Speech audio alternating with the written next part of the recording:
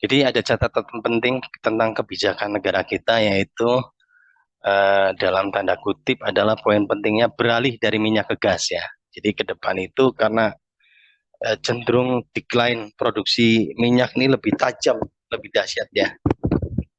Produksi kita juga terus menurun tajam, jadi ke depan sementara produksi gas kita lumayan ya. Sumur-sumur yang ditemukan baru tuh cenderung sumur gas. Jadi ke depan itu masa depan kita ada di gas, sehingga kebijakan pemerintah pun kalau kita lihat ya meminta kita untuk beralih dari minyak ke gas, pembangunan infrastrukturnya gas gitu ya, dan seterusnya. Oke. Kemudian kalau kita lihat ya, menurut SKK Migas nih ya, SKK Migas tuh apa? Ada yang tahu SKK Migas?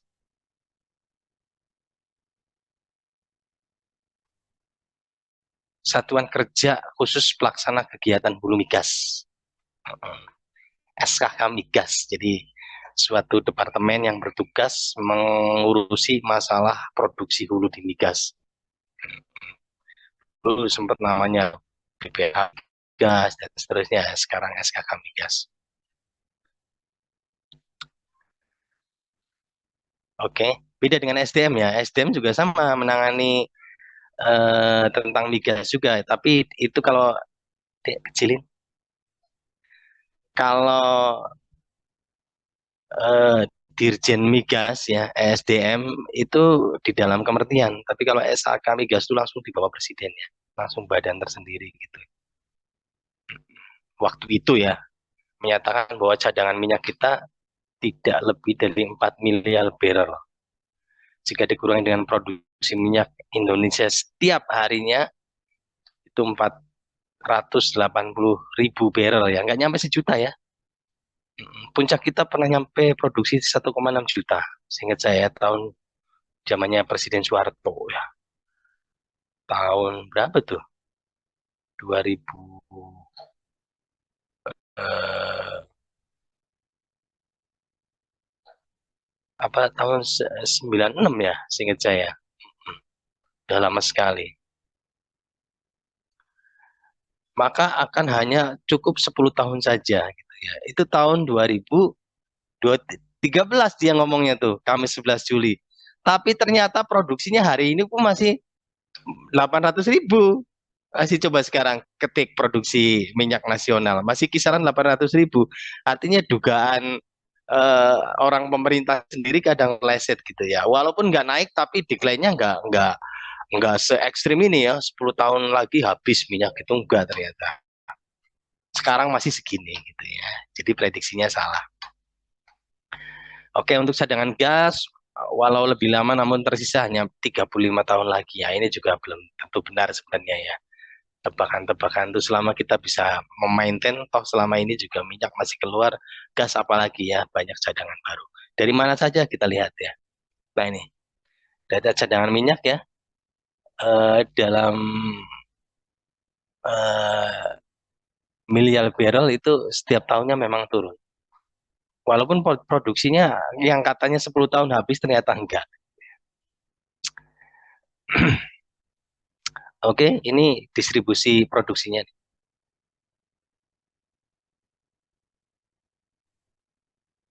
Eh, jadi berapa nih? Tahun 2015 gitu ya, sempet di 2020 2002 ini prediksinya 2016 ya. Lagi-lagi prediksinya itu nggak benar gitu ya. Ini datanya 2016 tapi sekarang itu di tahun 2023 bukan 500. Sekarang 800 jadi red itu ya. Jadi kadang prediksi-prediksi juga tidak tepat. Oke, tapi kalau ini benar nih. 10 KKS penyumbang kontribusi minyak terbesar di Indonesia pertama adalah Chevron ya. Rokan itu di Duri ya. Sekarang namanya udah bukan Chevron ya, Pertamina Hulu Rokan namanya PHR. Nah, besarnya 2.226.000 barrel oil per day. Nah, saya hampir tiap minggu dulu sebelum pandemi ya. Setelah pandemi terus berganti dengan Pertamina yang nggak pernah ke sana lagi ya, jarang. Kemarin ketemu sekali itu pun di Jogja. Dua kali kemarin di Bandung sih.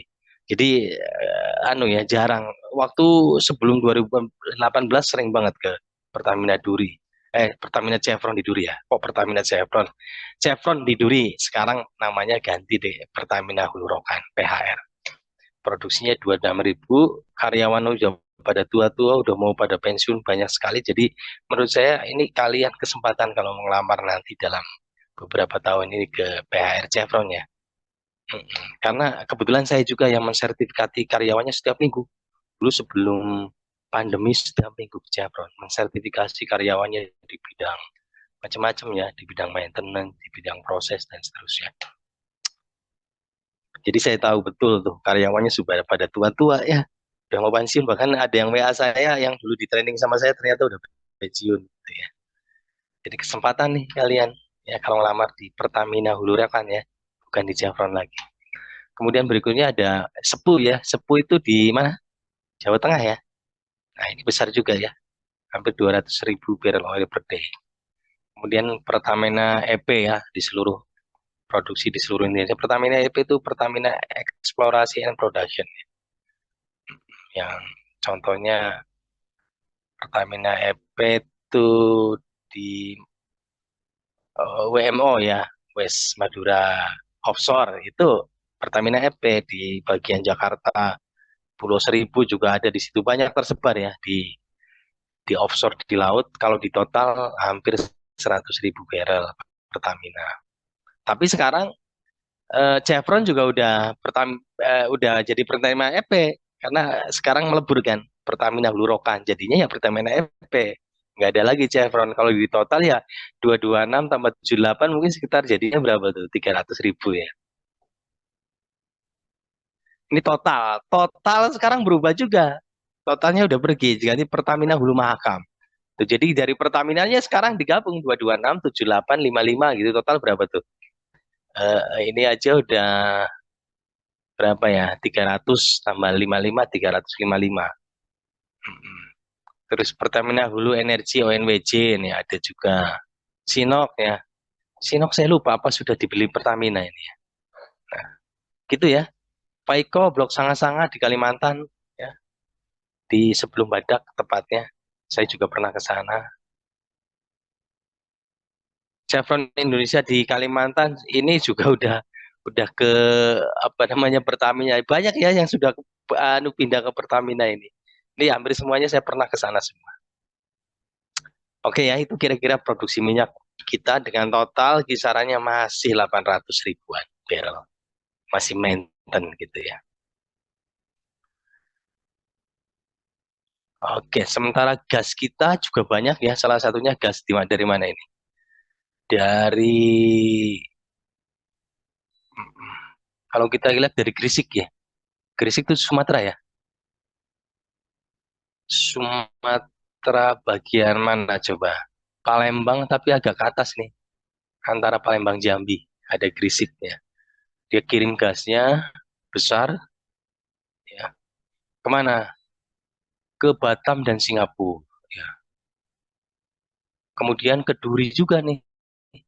Ke Pertamina Hulu Rokan juga dia kirim gas. Ya. Itu sumber-sumber gas kita yang ada di Gresik besar sekali nilainya.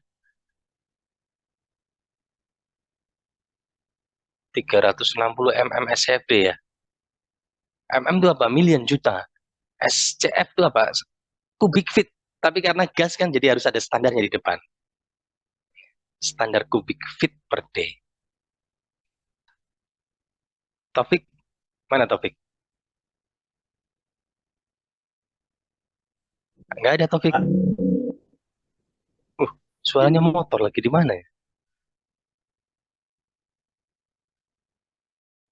Nggak ada Ya Taufik. Pak, ada Pak. Kenapa? Kalau Ada Pak. gas tuh ada nggak million kubik feet per day aja. Jadi million kan juta, kubik feet kan feet pangkat 3, satuan volume. Per day kan per hari. Kenapa harus ada S? Eh, karena kalau gas itu kan fluida mampat ya Pak. Jadi masa jenisnya tuh dipengaruhi suhu dan tekanan. Jadi biar universal, jadi satuannya itu pakai standar dalam keadaan standar itu. Oh gitu. Coba Sarah Al Jazeera bisa menambahkan nggak? Betul nggak? Atau ada yang lebih tepat?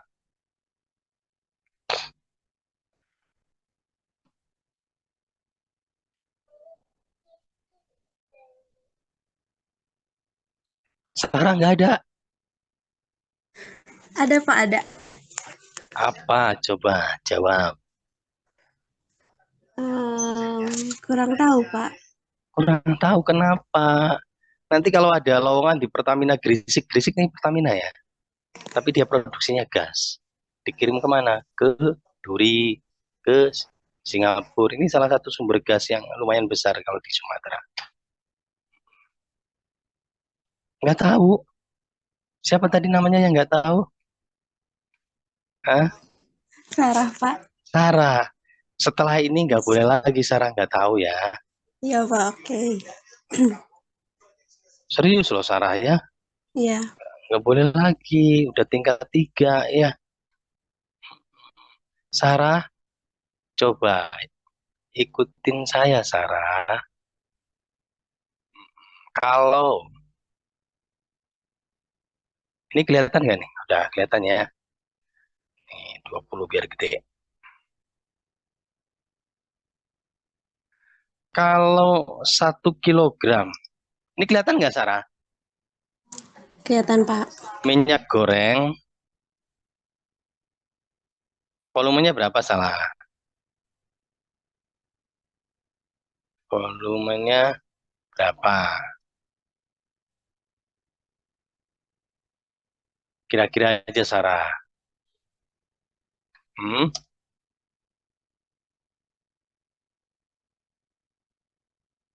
Sarah, masa nggak tahu 1 kilo minyak goreng 1 liter, ya kan? Iya Pak. Pada keadaan apa nih? Misalkan 1 ATM ya, ATM 25 derajat Celcius. Memangnya kalau kita ukur di tekanan 2 ATM 30 derajat Celcius, volumenya berubah? Tidak ya, tidak. Kan non kompresibel. Mau diukur di tekanan berapa, volume berapa ya, 1 kilogram minyak goreng volumenya kira-kira seliter. Betul nggak Sarah? Iya betul Pak. Coba sekarang kalau 1 kilogram gas, volumenya berapa?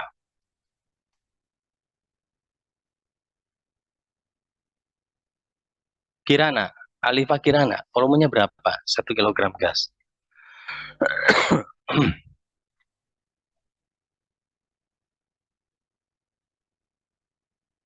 Alifa nggak ada. Ada, Pak. Berapa volumenya 1 kilogram gas? Hmm, Nggak bisa ditentukan. Ya, tergantung tekanan dan suhunya. Ya, kalau tekanannya 1 ATM, kemudian berapa? 25 Celcius, ya volumenya bisa 1 ruangan. Ruangan, karena tekanan atmosferik kan. Tapi coba dikompres. Misalkan gas propan ya, dikompres ya. Kompres. Tekanan 3 bar ya. Ya, suhunya 0 derajat ya. Segede apa volumenya? Tabung melon.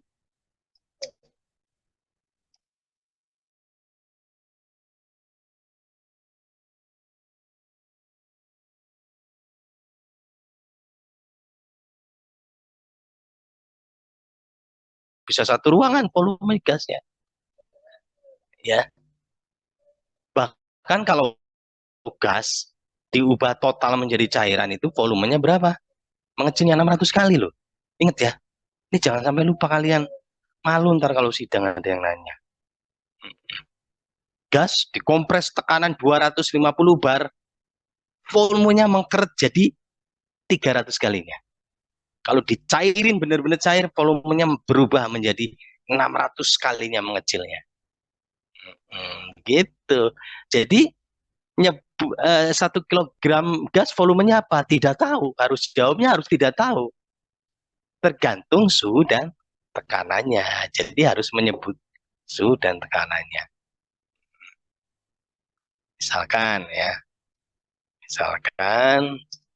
volume 1 kilogram gas harus menyebutkan ya tekanan dan volumenya pada 1 atm baru bisa disebutkan ya. 0 derajat Celcius adalah misalkan 10 meter kubik gitu ya. Jadi harus menyebutkan ya. Ini misal ya, contoh ya, misal belum tentu 1 kilogram gas 10 meter kubik, ini contoh aja. Maksudnya contoh tuh harus menyebutkan pada tekanan dan suhu berapa, baru ketemu volumenya gitu kalau gas. Tapi kalau cairan nggak perlu menyebut pada kondisi tekanan sekian, suhu sekian. Karena apa? Nggak kompresibel, mau tekanan berapa, suhu berapa, 1 kilogram minyak ya 1 liter, gitu loh. Kalau gas nggak bisa, kita harus menyebutkan tekanan dan suhu. Nah, daripada repot nyebutin pada, bentar ya, kasih warna lain.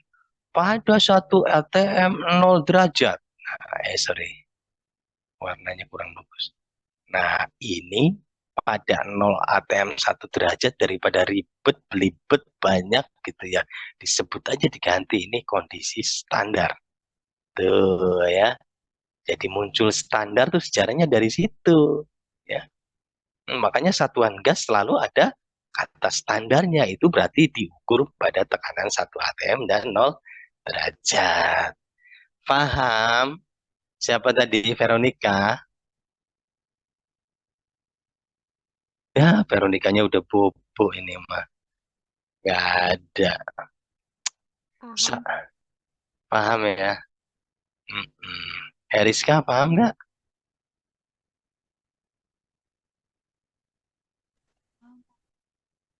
Hah? Gak ada suaranya Heriska? Gitu ya. Oke, balik lagi ke sini. Ya, ini lewat aja. Ini lebih detail jalur gasnya. Ini lebih kelihatan ya. Grisik itu ada di 2 jalur ya. Grisik ke Duri. Grisik tuh kalau lihat di peta itu di tepatnya di mana sih coba? Titik ini teh di pulau apa, di bagian apa ini?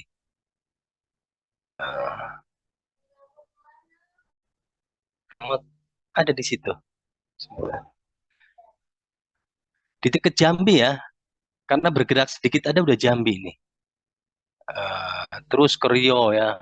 Ke Riau ke Duri itu jalur pertama tuh. Itu yang ke Duri. Ada juga jalur yang ke Batam dan Singapura.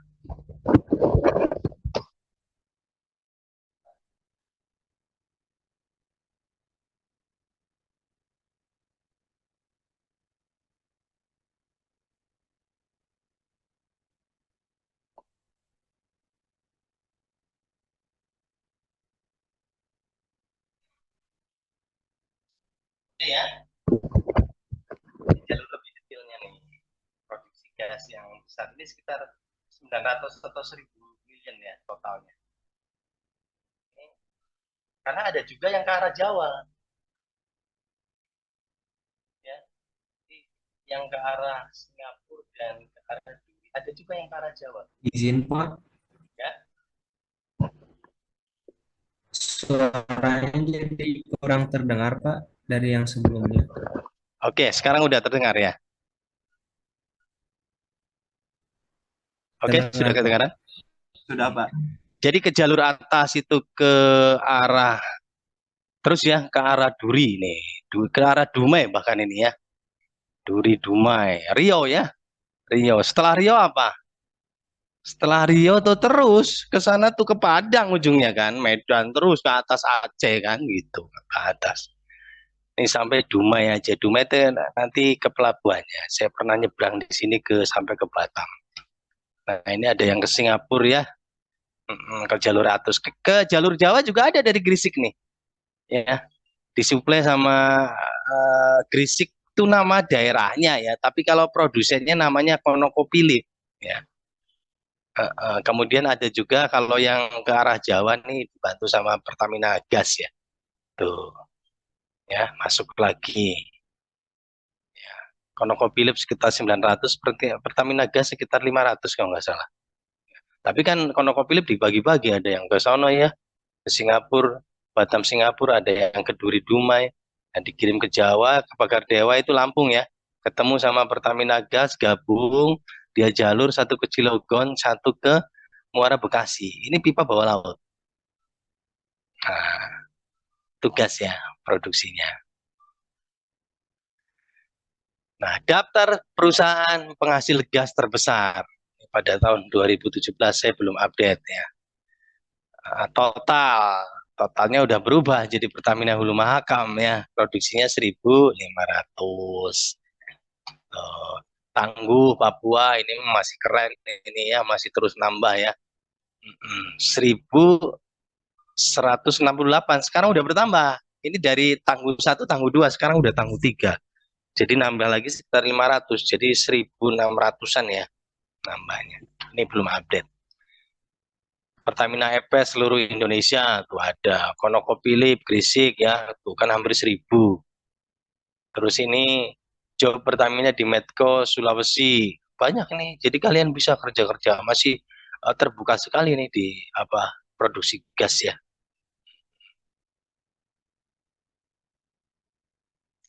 Banyak ya ini 10 terbesar ya. Pak ada yang 11 enggak, 12 masih banyak ada. Faiko ini sudah berubah ya. Sekarang namanya jadi Pertamina Hulu Sanga-Sanga. Udah diakuisisi Pertamina. Oke, minyak masih lumayan bertahan walaupun naik tidak signifikan, tidak bisa naik tapi bisa bertahan minyak. Tapi kemungkinan kalian bekerja untuk di migas di bagian gasnya besar sekali karena terus berkembang. Tadi yang saya bilang ya, Tangguh Papua yang jadinya tadinya 2 sekarang 3 gitu ya. Belum lagi nanti bentar lagi mungkin blok Masela dibuka ya. Sekali produksi mungkin sekitar 1.000-an ya. Gitu. Petrocina Jabung ini di Jambi juga lumayan. Masih banyak ya, masih banyak.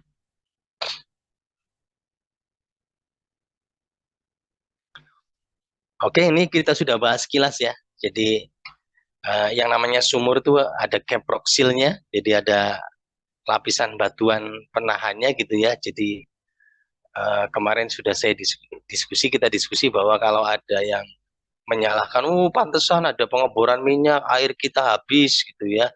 Masyarakat benarnya kalau keilmuannya nyambung, beda lapisan ya. Sudah mau beda lapisan, sudah ada seal ya, ada batuan reservoir ya, baru di sini ada gas, oil, water ya. Jadi lah seperti sungai begini Pak ya tidak lah, ini sebenarnya di antara sela-sela bebatuan gitu ya. Nah, ada istilah baru nih di sini. Uh, Batuan pusat ya, source rock. Nah, kalau ditambang sampai ke sini ya, tambangnya namanya oil atau gas shell, oil shell atau gas shell. Nah, ini yang sekarang lagi tren ya. Amerika produksinya besar-besaran karena ternyata sumber di pusat batuan itu menghasilkan gas minyak yang sangat besar. Hanya sampai untuk mencapainya itu butuh teknologi yang lebih lebih lebih rumit gitu ya, lebih kompleks.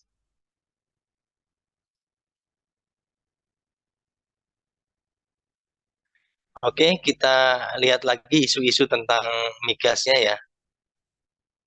Amerika sudah memproduksi minyak dan gas terbesar di dunia. Akhir per 31 Desember 2015 ya, udah berapa tahun yang lalu, 8 tahun yang lalu, mulai kegiatan dengan mengekspor minyak mentah ya. Amerika sudah ekspor ya, karena dia menguasai tadi ya, pengeboran minyak ke South Rock ini. Padahal USA ini konsumsinya 20% minyak.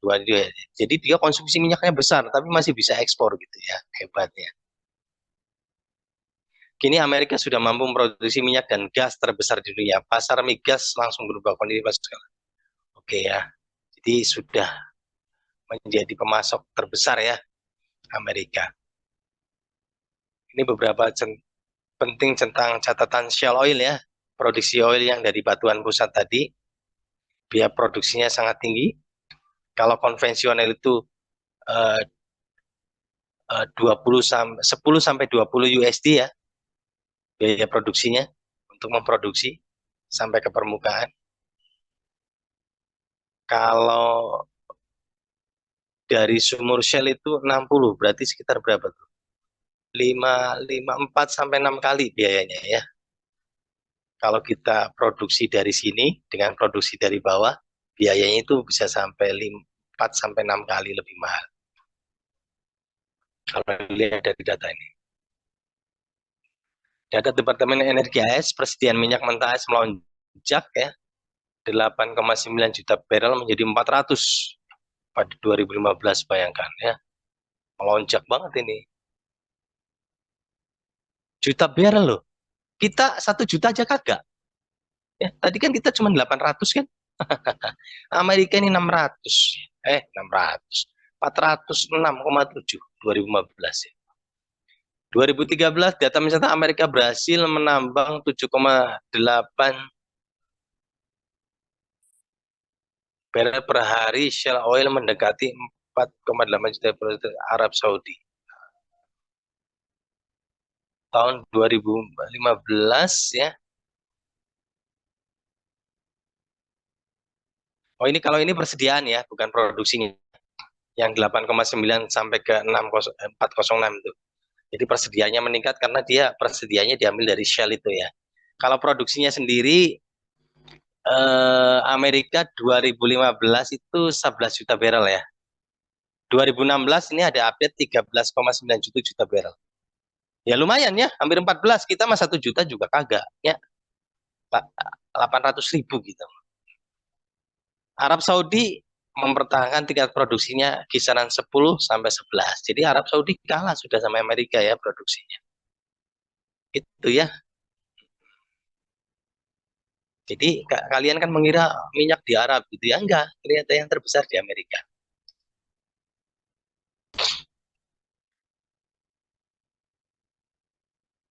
Oke, kita lewat.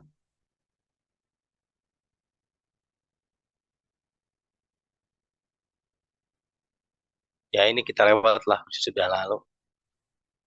Ini juga sudah lewat. Ini lewat. Ini.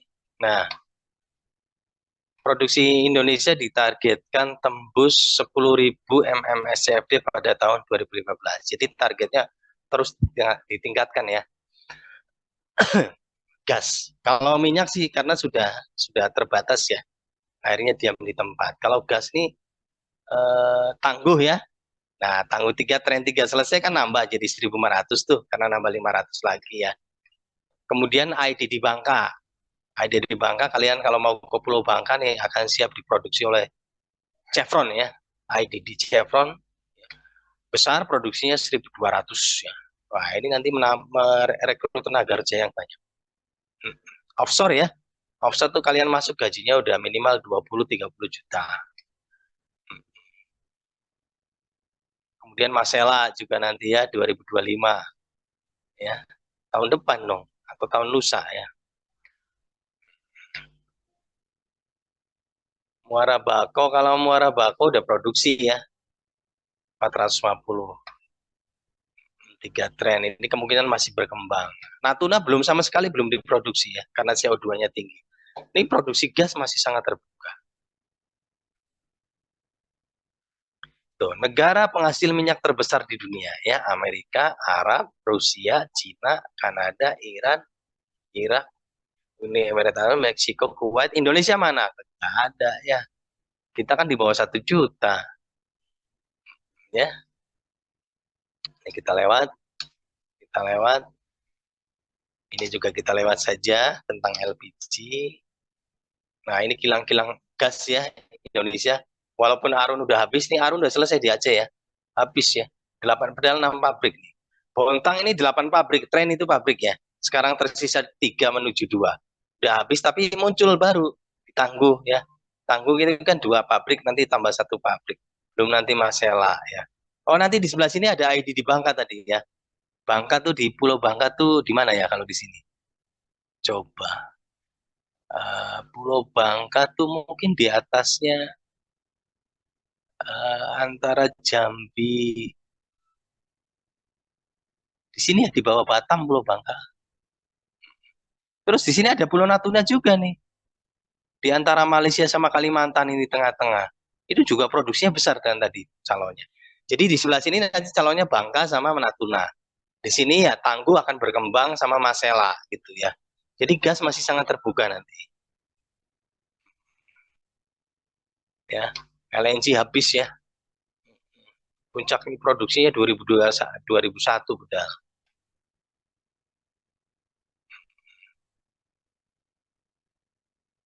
Gitu ya.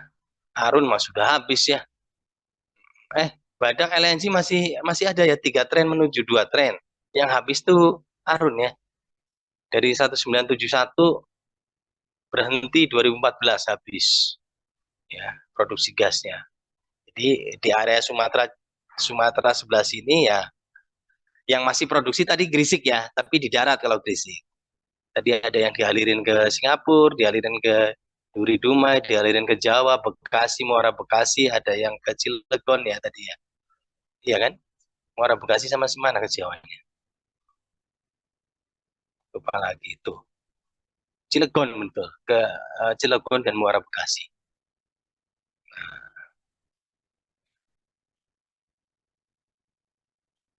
Itu ya. Nah, di daratnya, di lautnya ya, di daratnya Arun habis ya. Kemudian Bontang tinggal 3 tren, tapi kita ada masa depan di ID di Bangka sama Natuna. Tangguh terus berkembang, Masela akan dibangun.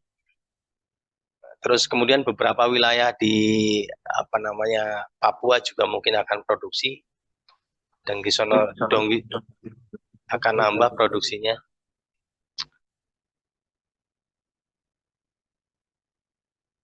Oke ya.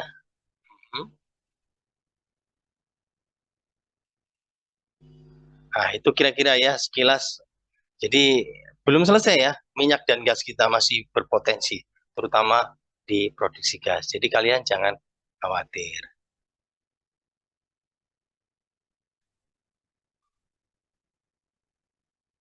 Oke, berikutnya kita masuk ke teknologi produksinya.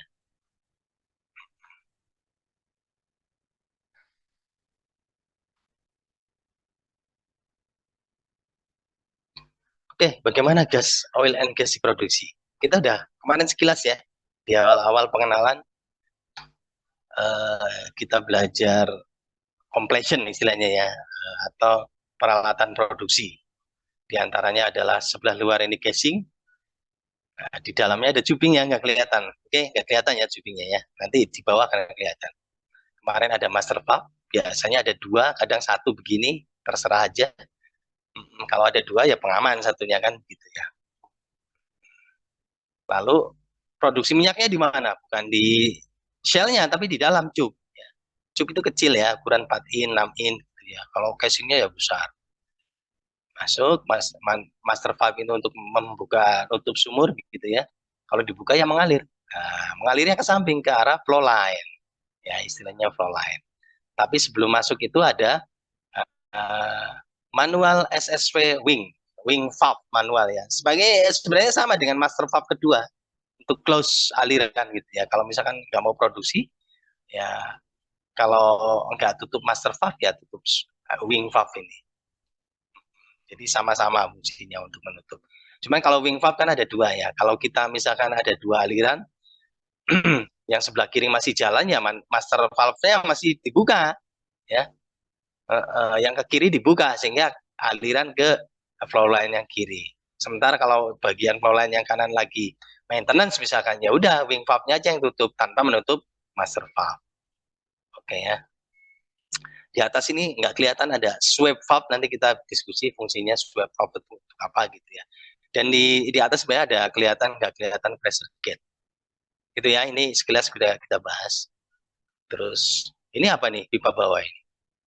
Tadi ya untuk fasilitas memasukkan bahan kimia bisa dari sisi sini ya. Kemudian memasukkan misalkan si minyaknya itu nggak ngangkat secara alamiah gitu ya, sementara teknologinya nggak menggunakan pompa tapi menggunakan gas lift, maka dorongan gasnya masuk dari samping ini ya, masuk. Oke ya, lebih detail lagi beberapa peralatan yang apa ini berhubungan dengan surface production apa saja, coba sebutkan. Restu Aji, mana Restu Aji?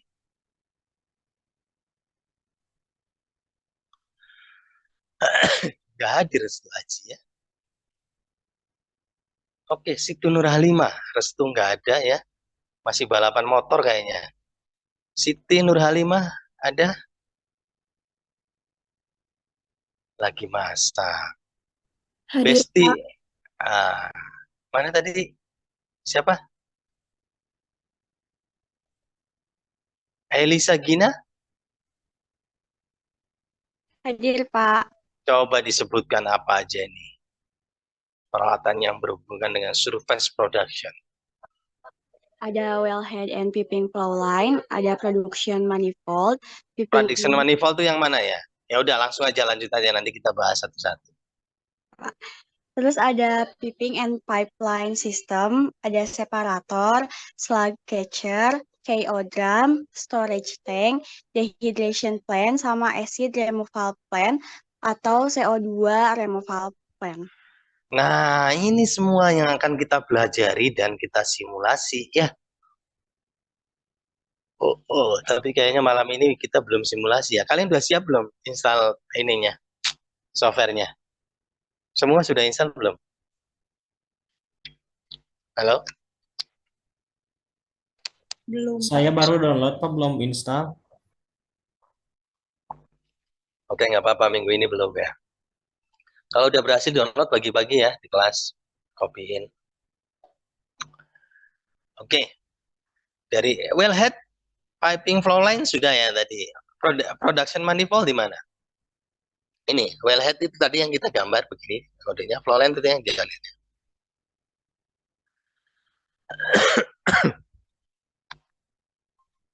Oke, manifold itu adalah tempat bergabungnya flow line. Jadi sumurnya kan nggak hanya satu, banyak. Nah, jadi banyak flow line nanti disatukan dalam apa? Dengan pipa header. Pipanya lebih besar dari flow line. Pipa besar, jadi yang menyatukan antara flow line. Nah, itu disebutnya adalah production manifold. Nah, digabungkan terus jadi satu, namanya production line. Gitu, ya. Jadi area ini ya, area flow line dan manifold. Area manifold ada yang bentuknya kalau digabung jadi satu, ini satu satelit. 4 sumur, satu satelit.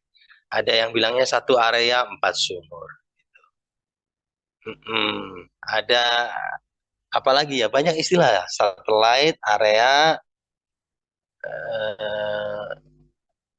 ada lagi pokoknya bermacam-macam istilah lah untuk menggambarkan bahwa ini location bisa ya. Site location, ada site location dari 4 sumur gitu gabung. Tapi ujungnya satu ya, digabung ke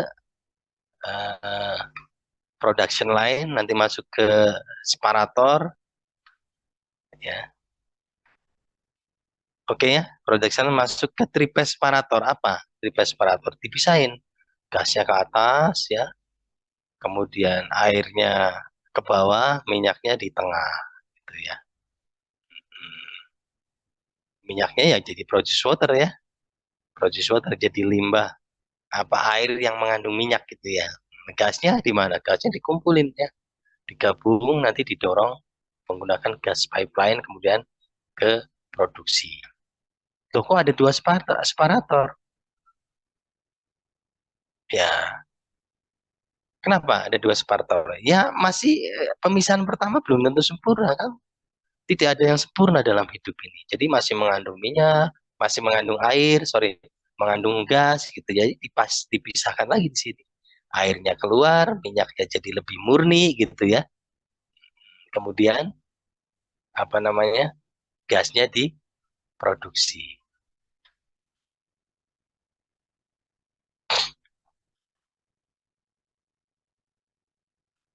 Oke. Kok ini gas ada yang diproduksi, Pak? Ya, ada yang diproduksi didorong ke gas pipeline, ada yang ke kaoda kemudian ke flare. Apa bedanya?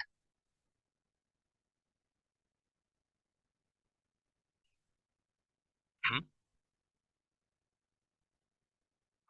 Jadi kalau gasnya sedikit, ya kalau misalkan diproduksi, mau digunakan, mau diproduksi gitu ya, didorong pakai kompresor juga nggak signifikan merugikan, ya udah di flare aja, dibuang.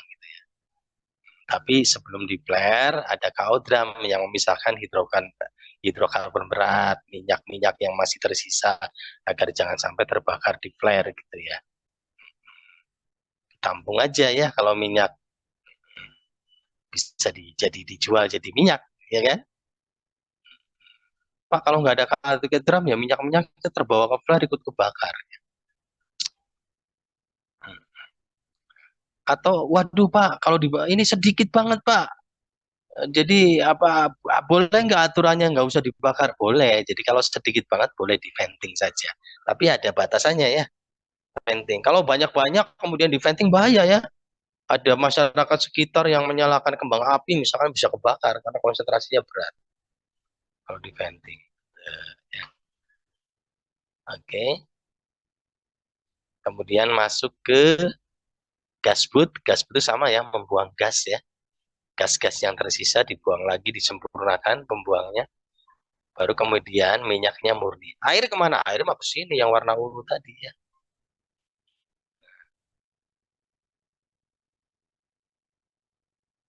Oke. Kemudian masuk ke storage yang isinya minyak. Yang airnya apa? Airnya sudah nggak ada kan, sudah dipisahkan ya. Ini. Gitu ya gambaran besarnya apa namanya produksi minyak ini ya. Kalau ini minyak di atas kan judulnya minyak. Nah untuk lebih menggambarkan kira-kira beginilah produksinya. Kita lihat di videonya.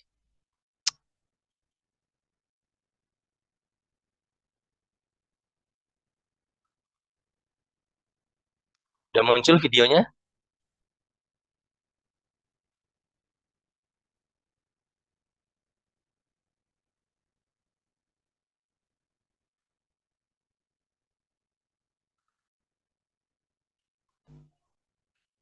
Udah muncul belum videonya? Radian? Sudah ya, kita lihat. Loh, kok isinya iklan? Nah, ini kalian mau nggak bekerja di sini? Mana? Helisa, Gina, mau nggak kerja di sini? Gajinya besar loh. Gak mau, Pak. Hah? Mau, Pak. Gak mau, Mau? Pak. Mau? Kenapa nggak mau? Gajinya besar Ah, loh. gak apa-apa, Pak. Gajinya gak besar juga. Yang penting Ken- bisa menikmati, Memang kalau bisa di sini nggak, berkecukupan, Pak. Soalnya kalau kalau kerja di kilang kayak gitu susah pulang, susah ketemu keluarga. Restu. Restu kamu orang mana nih? Orang Tasik, Pak. Orang Tasik tuh pantesan, mangan orang mangan ngumpul orang Tasik mah ya. Nah, mangan cukup nasi TO ya. Mm, nasi teh oma 5.000 juga jadi ya sama oncom digerus gitu ya restu ya. Nah, iya, Pak, lebih enak lagi. Tapi kerja di rig itu nggak setiap waktu ya biasanya seminggu on seminggu off ada yang 2 minggu on 2 minggu off gitu. Jadi liburnya bisa 2 minggu 2 minggu kerja 2 minggu pulang ke Tasik ya. Ngingu hayam gitu ya ngangon Iya. hayam ngangon bebek bisa restu ya. Ya Pak, selama kerja di Mm-mm. sana nggak bisa kemana-mana gitu. Jadi diam di sana we terus. Bosan. Nah, selama di sana kamu bawa karung, ngumpulin duit, restu begitu, ya. Gajinya 50 juta loh, restu. Besar ya. Ya lumayan Pak. 20 sampai 50 juta bisa ya. Besar ya. Kalau kalian di petrokimia ya nggak nyampe 10 ya, paling 7 8 mungkin kalau di darat Chandra Asri gitu ya, atau di apa tuh yang sering rekrutmen di Cilegon teh apa? Iya, Chandra Asri kan? Latte Pak. Hmm? Ya gitu ya, di bawah 10 ya, gitu-gitu ya, 5 sampai 10 lah ya. Kalau ini kan 20 lebih gitu ya. Tapi memang tadi ya, diem di sini 2 minggu, nanti pulang 2 minggu gitu ya. Tuh. Di sini produksinya yang tadi digambarkan skemanya tuh. Tuh ya. Nah, ini contoh yang produksinya dia didorong ya. Kalau kita lihat didorong pakai apa?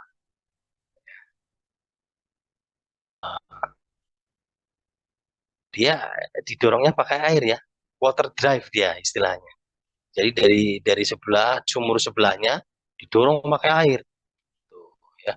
Ya, tapi airnya harusnya ditambahin bahan kimia yang bisa ya, apa namanya? Ngambil mengais minyak-minyak sisa yang susah susah larut ya, susah terencerkan, nempel terus di batunya tuh. Nah, tambahin bahan kimia ya biar lepas dari bebatuan kalau bisa begitu ya. Nah, jadi si airnya dia akan mendorong ya, apa istilahnya itu, menguras gitu ya.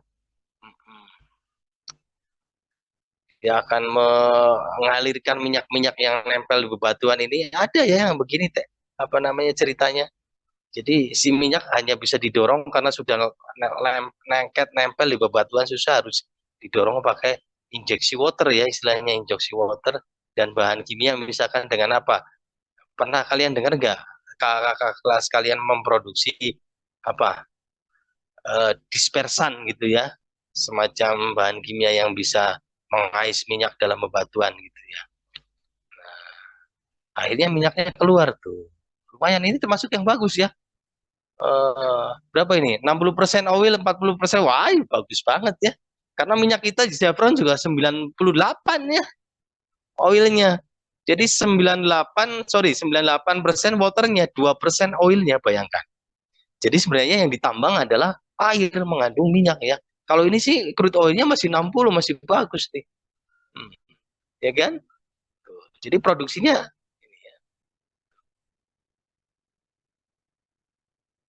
Nah, ini jenisnya ada minyak itu ada apa nih? Ada light, ada heavy, ultra heavy ya. Kalau light ini nanti ke permukaan jadinya bensin, minyak tanah gitu ya. Kalau heavy nanti diproduksinya jadi apa? Solar gitu ya. Ultra heavy ya nanti banyak aspal ya. Kira-kira begitu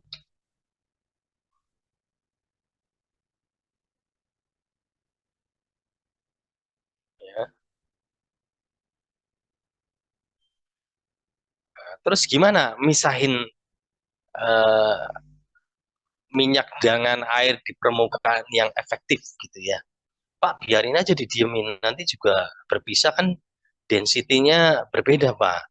Minyak kan lebih ringan, nanti dia di atas Pak. Gitu, air akan di bawah. Iya, tapi kalau secara alamiah ya, itu memisahnya butuh berapa lama ya?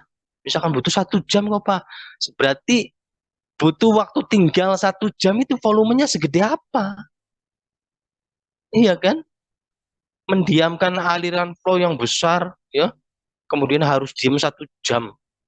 Itu jadi volumenya sebesar apa biar si fluida ini diam 1 jam gitu ya. Kalau bisa 1 detik, ya 1 detik volumenya nggak perlu besar ya, tinggal 1 detik udah langsung pisah gitu ya. Tapi ya nggak bisa. Nah, itulah peran bahan kimia ya. Walaupun nggak sampai 1 detik, misalkan dari waktu tinggal 1 jam menjadi 10 menit kan luar biasa. Bisa mengurangi dimensi volume berapa tuh? Dari 1 jam 60 menit ke 10 menit 1/6 kalinya. Ya kan? Kalian paham nggak? Duh, kalau nggak paham, saya harus bikin pernyataan lagi nih.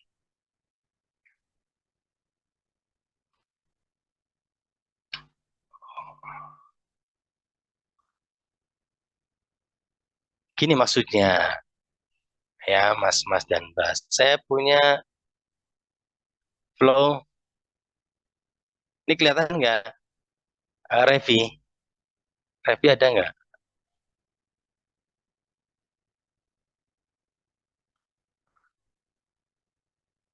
Ini misalkan flow, berapa flow-nya? Misalkan, duh, kok ngeheng? Misalkan 10 liter atau meter kubik per jam. Ini flow-nya apa nih? Terdiri dari air, minyak, air ya, air dan minyak. Misalkan butuh waktu tinggal 1 jam. Misal ya.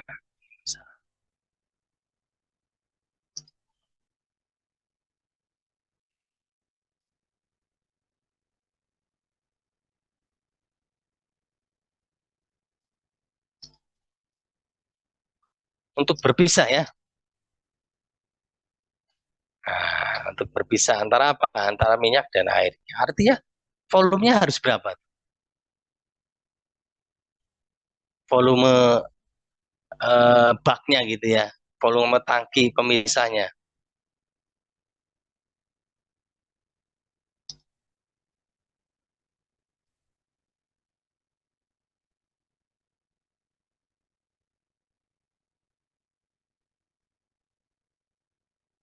Butuh volume berapa? Siapa nih? Siti Nurhalimah? Butuh waktu tinggal untuk berpisahnya 1 jam. Debitnya 10 meter kubik per jam. Jadi butuh volume separator berapa? Biar dia berpisah.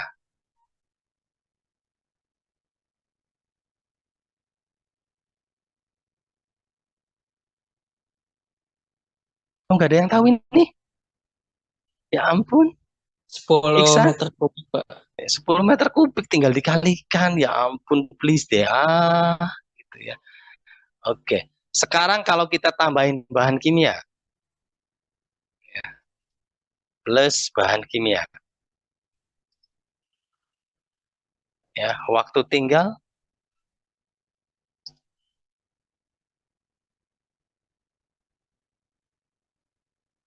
5 menit saja.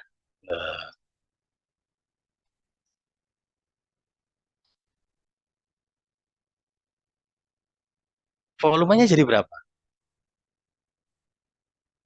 Separatornya. Hmm? 1/12-nya bukan, Pak. Ya, 10 meter kubik. Ya, biar kalian gampang ingatnya. Per jam. 60 menit. Kali 5 menit kan?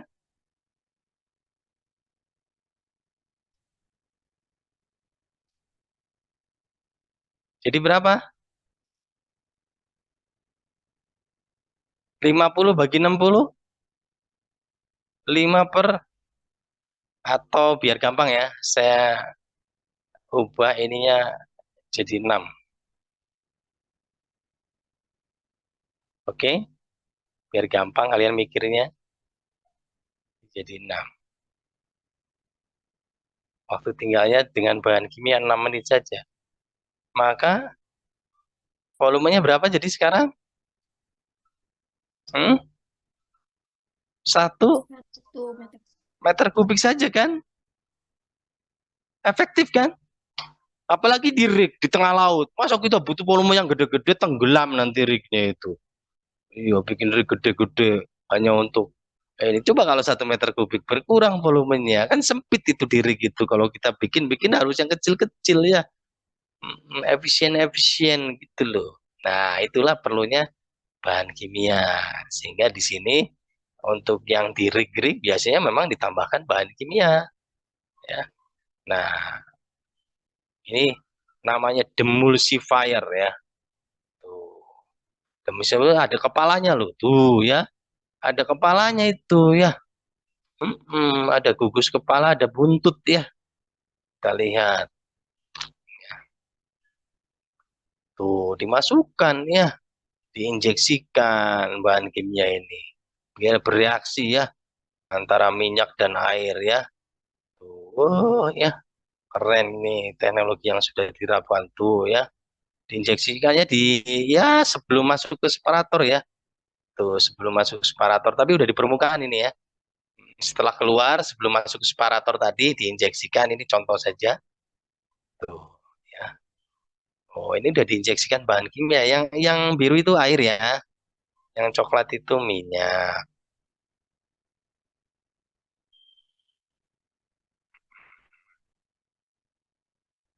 Kita lihat ya. Gugus demulsifier. Yang ada kepalanya itu apa namanya? Hidrofilik. Berarti dia suka apa?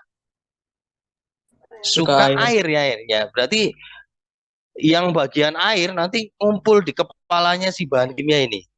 Yang ini hidrofobik, jadi dia nempelnya sama minyak yang buntutnya nih. Jadi minyak-minyak akan berkumpul di buntut. Tuh, gitu ya. Jus.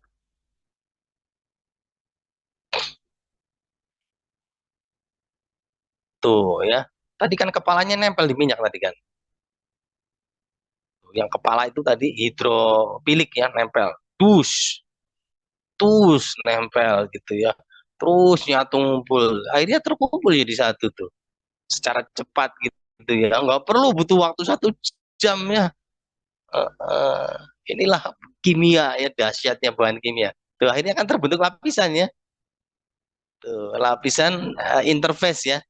Yang buntut-buntut tadi ngumpulin minyak di atas ya, yang kepala-kepala tadi air di bawah. Tuh, jadi cepat terbentuknya. Jadi nggak perlu dimensi separatornya besar-besar, apalagi ini di rig. Gitu ya. Di motor ke bawah, minyak ke atas. Gasnya ada, gasnya tetap ke atas. Nah, ini profilnya kira-kira seperti ini.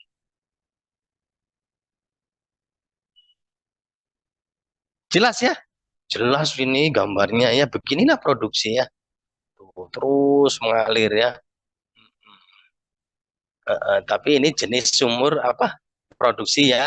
Produksinya didorong sama injeksi water ya. Ya, apa harus air? Ada yang pakai gas, ada yang pakai CO2, macam-macam. Oke. Gitu ya kira-kira. Sebagai biar kalian dapatin gambaran. Ya, gitu ya. Yang terjadi di dalam separator tadi ya. Sepertinya gampang aja Pak bisa sendiri. Ya, tapi sebenarnya kita harus setting tekanan, bukaan valve dan lain sebagainya ya. Sana nggak mengalir secara gampang ya. Bahan kimia ya diatur konsentrasinya, tekanan di separator harus berapa, buka tutup valve-nya berapa menjadi parameter teknis yang penting.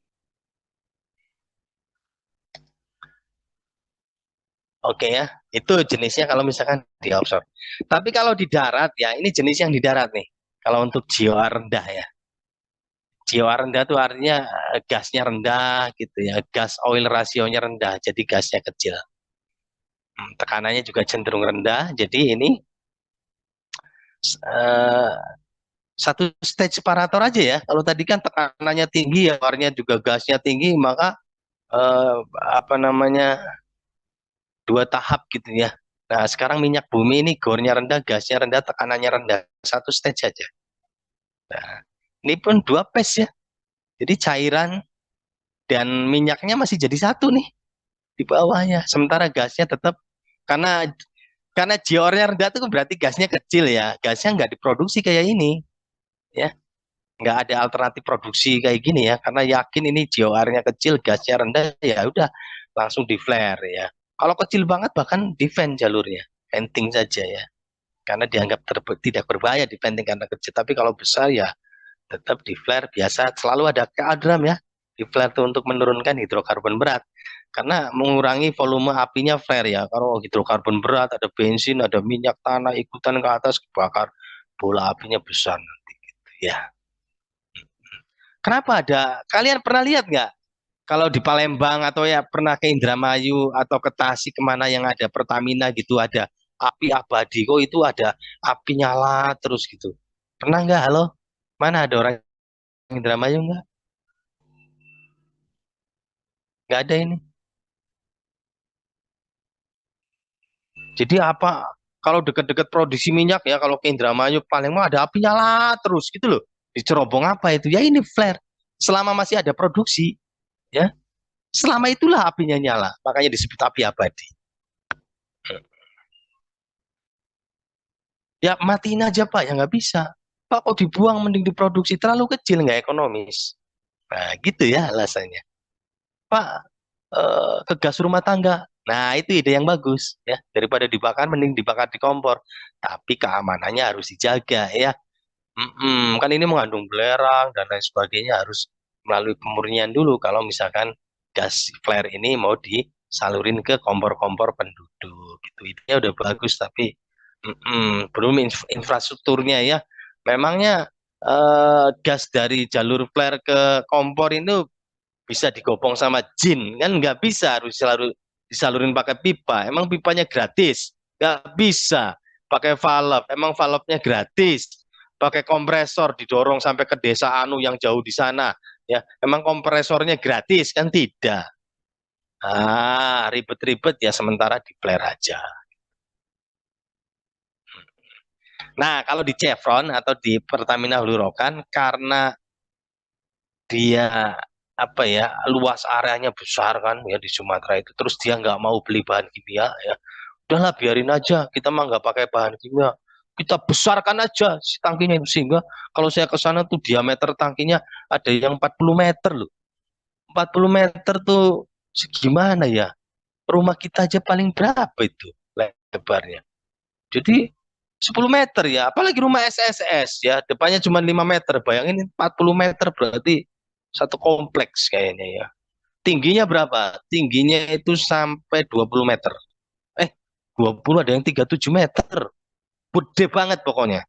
Karena apa? Untuk dapatin waktu tinggal yang cukup. Ya enggak apa, tanah darat kan luas.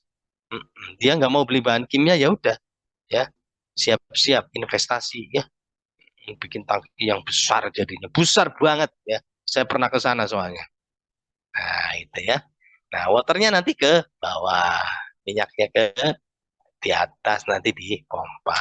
Gitu ya. Ada pertanyaan nih. Halo?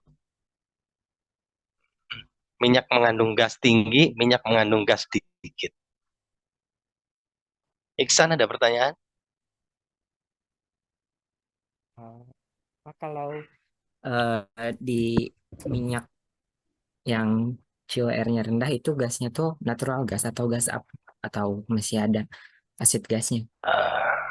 Ya, betul, ini pertanyaan bagus ya. Gasnya sebenarnya gas alam, tapi tidak semurni gas alam ya. Kalau gas alam kan gas metannya 70% ke atas. Ini mungkin lebih rendah. Terus pengotornya juga tidak sebanyak di gas alam. Kalau di gas alam komuternya paling CO2, H2S kan. Ini banyak ya, CO2, H2S dan banyak pengotornya gitu ya. Sulfur dan lain sebagainya. Jadi sementara gas metannya sendiri nggak sebanyak dari sumur gas alam. Ini kan sumur minyak mengandung gas kan.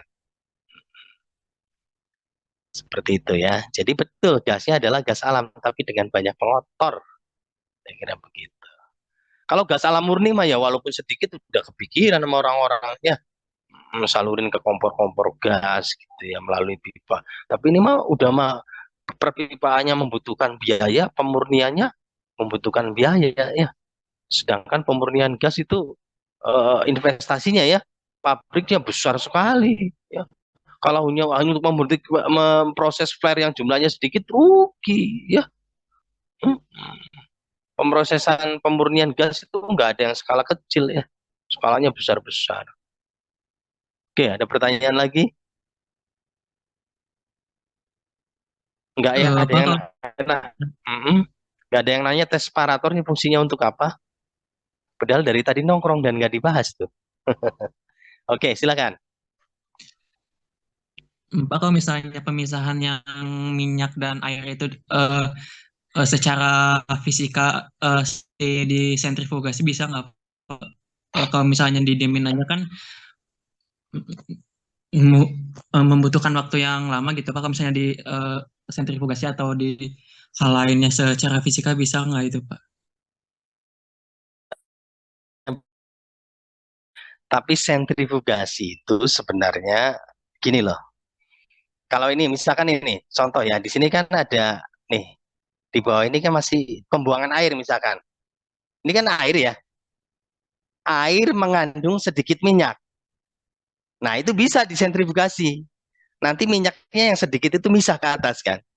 Nah, nanti airnya yang tadinya mengandung minyak jadinya murni. Tuh, bisa kalau itu. Jadi untuk memisahkan produce water dari minyaknya limbah ini. Tapi kalau misalkan tripes masih 3 pasak gitu. Sementara dan flow-nya juga masih sangat besar gitu ya, akan rumit gitu ya. Sentrifugasi justru biasanya dipakai untuk memisahkan karena produce water itu kalau dibuang kan nggak boleh mengandung minyak, ya, nggak boleh mengandung minyak karena ada batasan maksimum kan. Kalau kita buang produce water itu kan limbah limbah air mengandung minyak namanya produce water. Nah, untuk menghilangkan minyaknya ada berbagai cara, salah satunya sentrifugasi. Cara lainnya adalah dengan flotasi, itu pun jarang digunakan ya, karena energinya besar kan memutar itu. Kalau dengan flotasi kan tinggal dikasih gelembung dari bawah, nanti minyaknya ke atas, nanti ditarik. Oke ya, tapi saya tunjukin deh. Pertanyaannya bagus sebenarnya. Tadi ya sentrifugasi.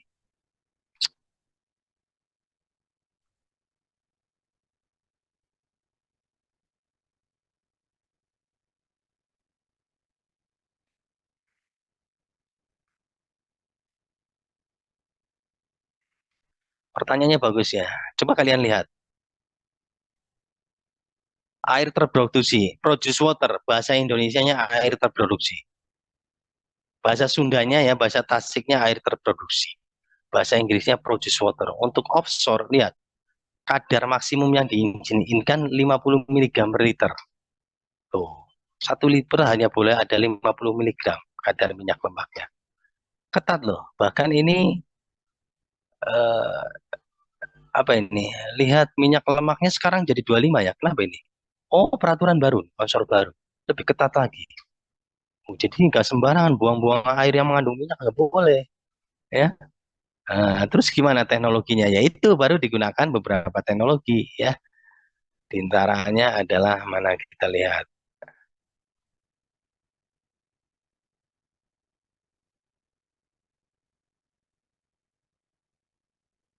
Di antaranya ini ya, buang minyaknya dengan nah, corrugated plate interceptor. Jadi ini pelajaran Pamutar ini ya.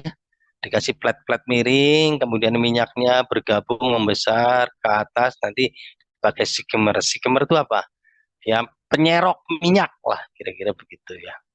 Hmm, ya. Ini bisa sampai berapa nih? Sampai size removalnya 50 mikron ke atas ya. Tapi yang di bawah 50 mikron nggak bisa ini. Ya, nggak bisa, masih tetap ikut gitu ya. Coba yang paling bagus mana? Ada lagi. Nah, ini plat-platnya bentuknya begini ya, kayak genteng ngumpulin minyak. Ada lagi apa nih? Induced gas flotation. Oh ya, dipakai remove up to ya 95% of free oil. Tuh, caranya gimana ya? Tinggal dihembus udara blower ke atas sambil diputar ya. Hmm, ada rotor karena berputar kan, lihat ada lubang-lubang gas ya di tengahnya. Jadi kedorong sama gelembung-gelembung. siapanya si minyaknya ke atas ya. Nanti tumpah ke samping oil rejectnya. Gitu ya. Ini less than 10 mikron tuh. Bagus ya. Nih, bentuk di pabriknya seperti ini. Ini teknologi migas dulu nih untuk mengolah produce water karena produce water kalau mau dibuang ketat persyaratannya ya. Tadi kandungan oilnya harus dihilangkan. Nah, jadi yang sedikit-sedikit bisa tuh ya. Mm-mm. Nah, kemudian cara lainnya adalah dengan apa ini? Tuh, hidrosiklon. Ya, tadi dia diputar kayak gasingnya, gitu sampai minyaknya ke atas bisa gitu ya. Ini sampai berapa nih? Inlet frequency bisa sampai berapa ya ini?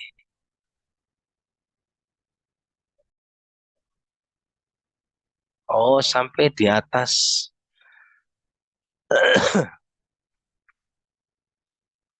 Coba ya di sini ada perbandingannya enggak?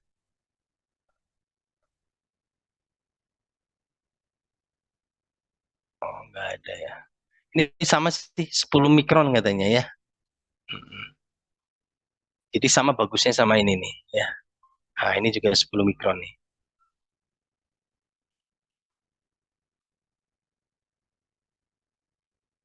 Oh, kalau ini malah lebih bagus ya. Less than 10 mikron bisa nih terkoagulasi. Kalau tadi centrifuge kan berapa nih? Di atas 10 mikron ya.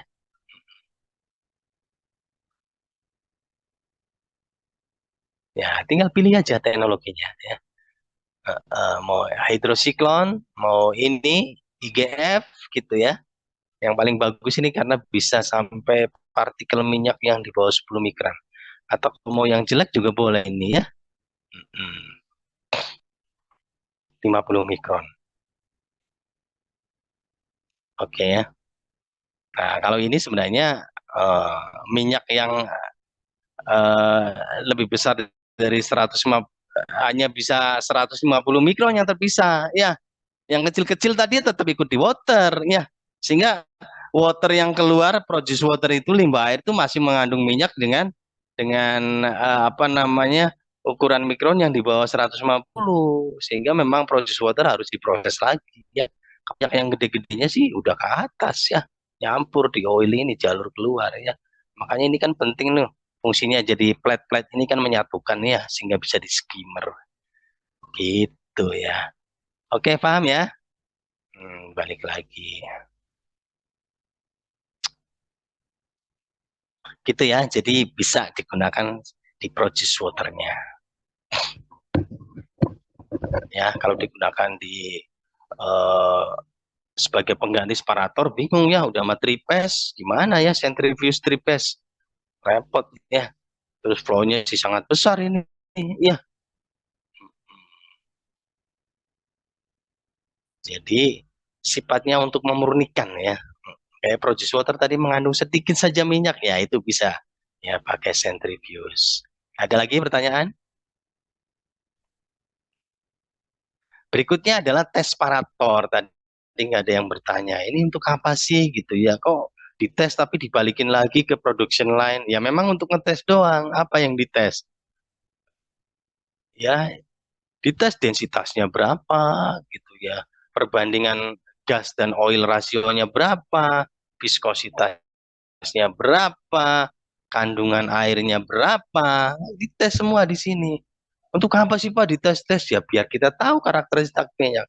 Emang water content minyak kita berapa, tahu dari mana ya? Dari tes separator. Sini sampling ya. Ada sampling untuk ngetes ini kadar airnya berapa? Apakah ternyata betul airnya 98%, minyaknya cuma 2%. Dari mana? Dari tes separator ini. Viskositasnya berapa? Gasnya ada berapa minyaknya ada berapa, sehingga kita tahu GOR, gas oil ratio, atau gas liquid ratio. Berarti gas dibagi dengan water plus oil. Banyak yang bisa diambil di sini. Termasuk ada nggak kadar sulfurnya berapa, gitu ya, dan seterusnya. Komposisi dari hidrokarbonnya berapa ya dari tes ini. Oke ya, karena nggak bisa kayak dukun ya, ditebak tanpa kita ngambil sampling. Ada pertanyaan? Nggak ada, lanjut ya. Nah, ini lebih detail lagi ya. Tadi ini udah ya, flow. Ini yang belum sweep valve nanti kita ini. Ada cuk. Cuk itu untuk mengatur flow ya. Cuk. Kayak sumur bor kita juga ada cuknya tuh. Kalau dibuka belas ya, dibuka penuh kadang-kadang airnya balik lagi. Karena delta P-nya tidak cukup untuk mengangkat flow dari bawah ke atas gitu ya. Diatur kecil-kecil aja. Yang penting ngalir. Pak tutup aja ya, mampet gitu ya. Buka kecil-kecil. Dibuka penuh belas, airnya turun ke bawah. Nggak naik air sumur kita kan begitu, cuk. Ya. Diatur untuk mendapatkan flow yang cukup dan tekanan yang cukup. Itulah fungsi dari cuk.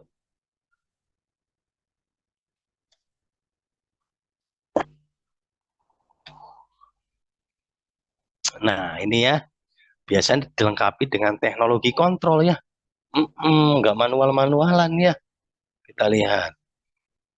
Wellhead control panel. Lihat ada apa aja tuh. Coba dipandangi dengan seksama.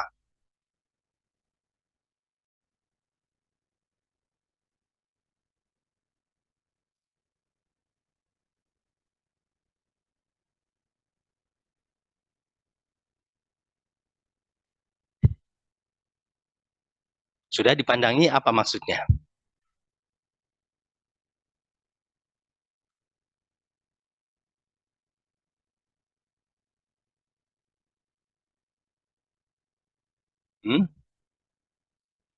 Fungsinya mengontrol fluid minyak gas melalui wellhead control panel ini.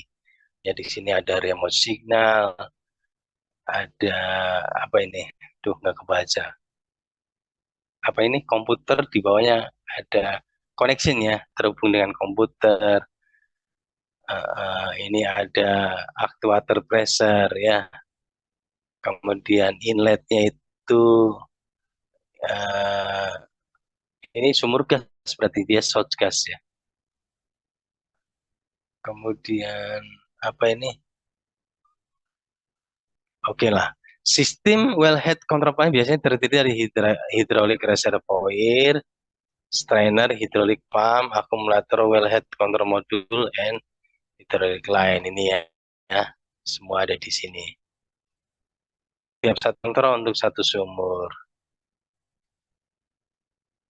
Hidrolik cairan apa itu? Ya berarti cairan hidrolik ya, sama kayak pneumatik, tapi pneumatik kan untuk yang kecil-kecil ya.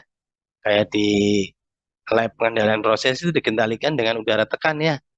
Ini sinyalnya itu pneumatik. Nah, kalau untuk berat-berat pakainya hidrolik penggeraknya. Nah, ini informasinya misalkan flow-nya berapa ya. Flow dan tekanannya berapa, kemudian akan diterima oleh remote signal itu diolah, sinyalnya kemudian dari tekanan dan flow yang dihasilkan, dia akhirnya harus membuka valve-nya itu secara otomatis berapa bukanya. Kira-kira begitu.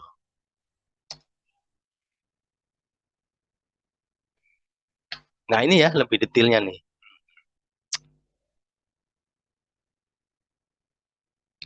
Kita lihat. Lebih detail ya.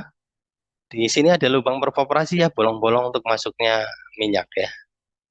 Untuk masuknya fluida ya, minyak atau gas gitu ya. Ke dalam casing ya. Casing, baru dari casing masuk ke tubing.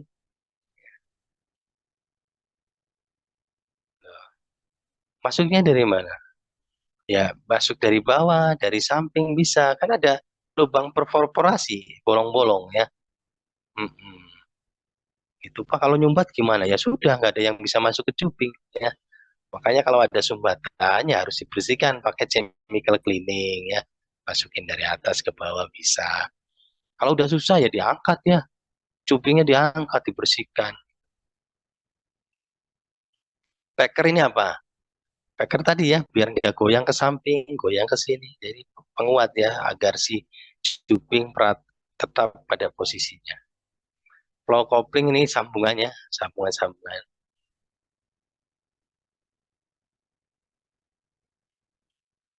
Nah, di sini ada SCSSV.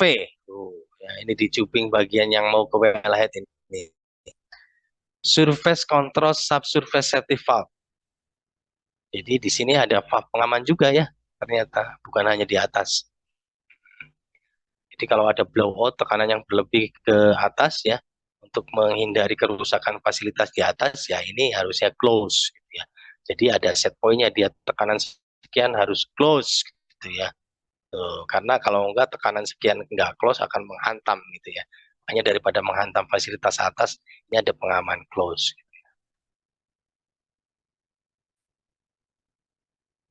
Nah, di atasnya sendiri sebenarnya sudah ada pengamannya kan? Ya. Tadi apa? SSV ya, Surface Certified yang terdiri dari master valve tadi dan wing valve yang ke sayap tadi ya. Itu juga pengaman ya. Tapi sebelum itu rontok, sebaiknya ini bekerja dulu. Makanya ada fasilitas SC SSV ya.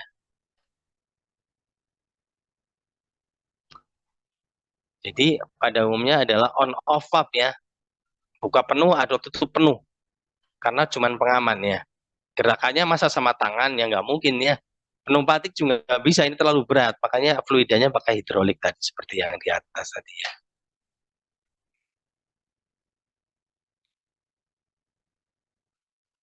Tuh.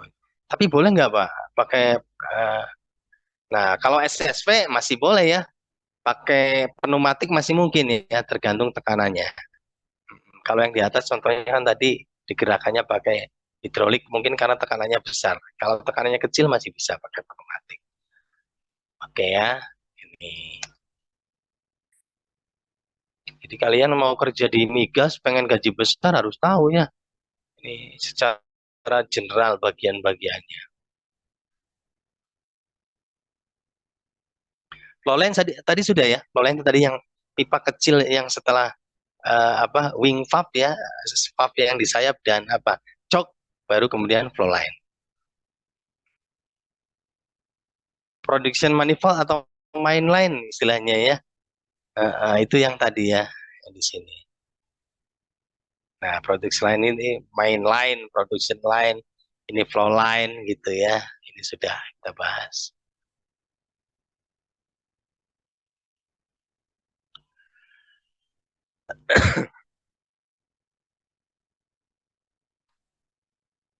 Apa aja yang dikontrol di fasilitas flow line tadi pipanya?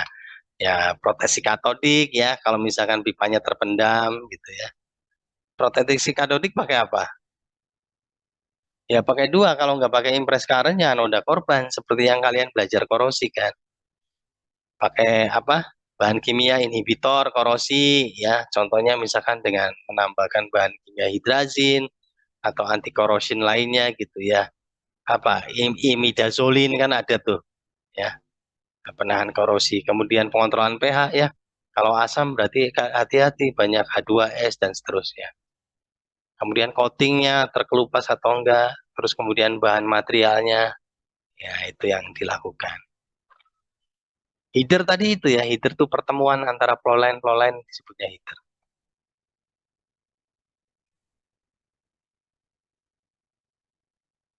Ya.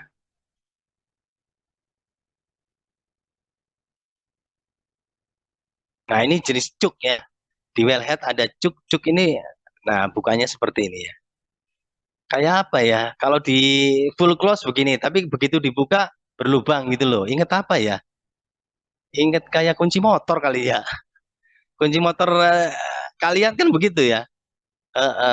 Kunci stangnya itu loh, yang dikunci pakai apa tuh? Bukan kunci itunya, kunci bukaan itu luar itu loh. Motor-motor yang baru kan begitu, ada yang dibuka dulu gitu.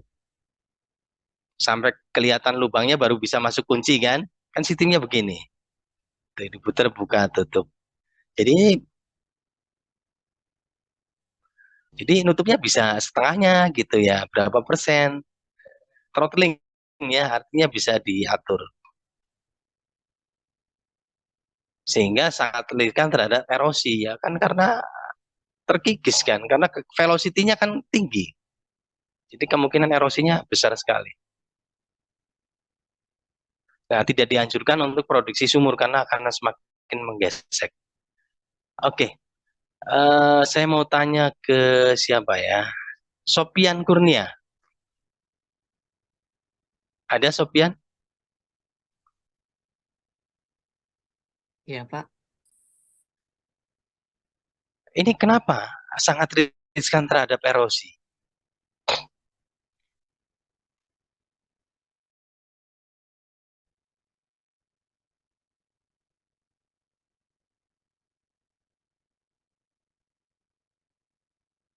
Sopian, ada yang tahu? Ada yang tahu? Teddy Tanuwijaya, Ya, Pak. tahu nggak kenapa cuk bukaan tutup yang seperti ini riskan terhadap erosi dan kavitasi? Mungkin karena itu, Pak, dari besar menjadi kecil, Pak. Jadi kayak ada banyaknya apa sih kayak turbulensi kayak gitu, terus banyaknya endapan yang ada di sekitaran cuk itu sendiri, Pak. Jadi dapat membuat erosi gitu. Coba kalian lebih komplit lagi ya, kan saya ini. Tapi kalau udah dijelaskan nanti please ya, jangan lupa lagi ya apa yang sudah saya jelaskan dengan eh, susah payah gitu ya. Mm-mm. Malam-malam sampai tidak ngantuk gitu ya. Coba. Dicuk itu dicekek artinya ya. Coba perhatikan semuanya. Cekik. Atau bikinnya pakai segitiga ya. Ada segitiga. Di sini ada segitiga. Ada segitiga. Ini lagi aja ya. Tapi saya bentar. Rotate. Ah,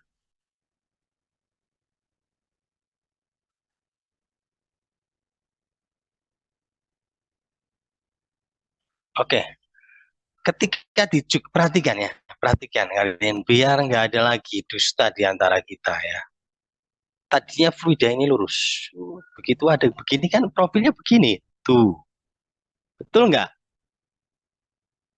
Halo, Keisha? Betul nggak? Betul, Pak. Tuh. Jadi begini kan. Kalau terganggu, nah, jadi ada pusaran terkecil di sini. Nah, di sini tuh putaran terkecil ya, paling kenceng. Kamu coba Keisha pegang selang. Sama kan? Begitu dicekek itu selang maka muncrat kenceng gitu ya. Nah, titik ini adalah yang disebut ya, titik itu ya, yang pusarannya paling kenceng gitu ya. eh, eh, Vena kontrakta. Catat ya, penting ini. Apa? Velocity-nya paling kenceng. Kenceng velocity-nya, tapi tekanannya rendah. Di situ, di yang pusarannya paling kenceng, tekanannya paling rendah. Coba kalian di anu, deket-deket di pesawat ya, yang pusarannya kenceng itu di baling-balingnya. Kalian bisa kesedot loh.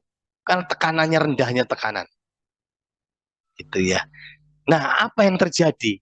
Ya kalau kecepatannya tinggi, tekanannya rendah, muncullah gelembung-gelembung.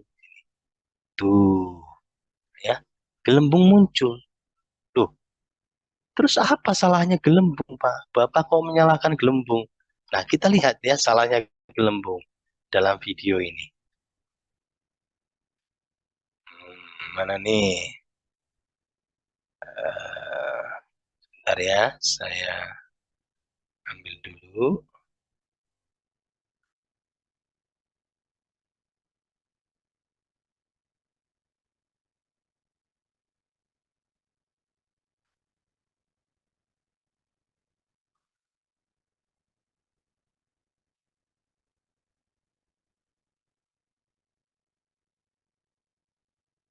Udah muncul belum videonya? Oh, belum muncul ya?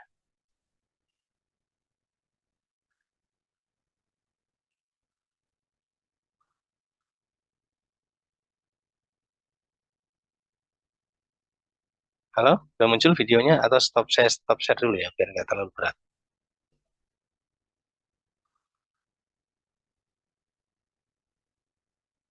Udah muncul belum? Taufik? Muncul? Muncul, Pak. Oke, kita lihat ya fenomenanya. Cus. Dicekik nih, kejepit ya. Tadi fenokontraknya muncul, gelembung muncul ya. Ah, gelembung muncul nih. Ternyata gelembung itu menurut dukun ya, karena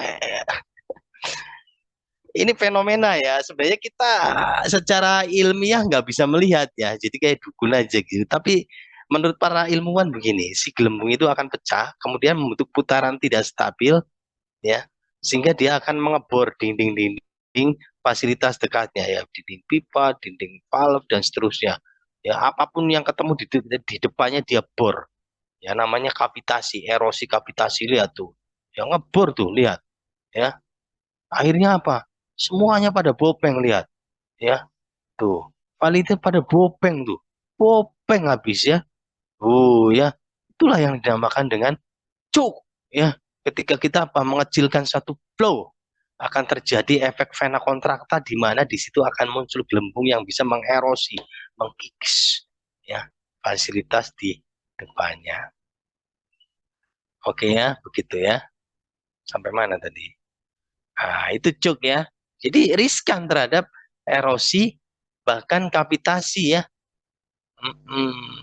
Apalagi tadi ada pasir ya. Wah, pasir mah ke bawah aliran gesek ya. Halo, paham nggak ini? Akmal? Akmal masih kuat nggak ini? Udah jam 9 lebih. Kalau masih kuat, hayu. Kalau mau lanjutin minggu depan juga oke.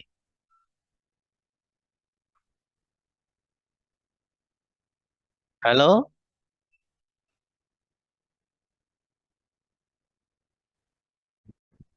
Masih kuat?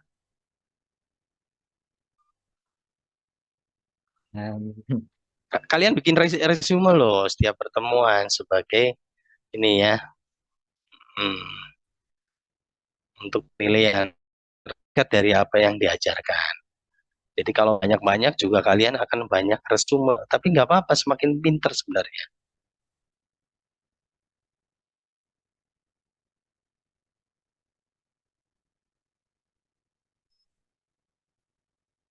Ada pertanyaan?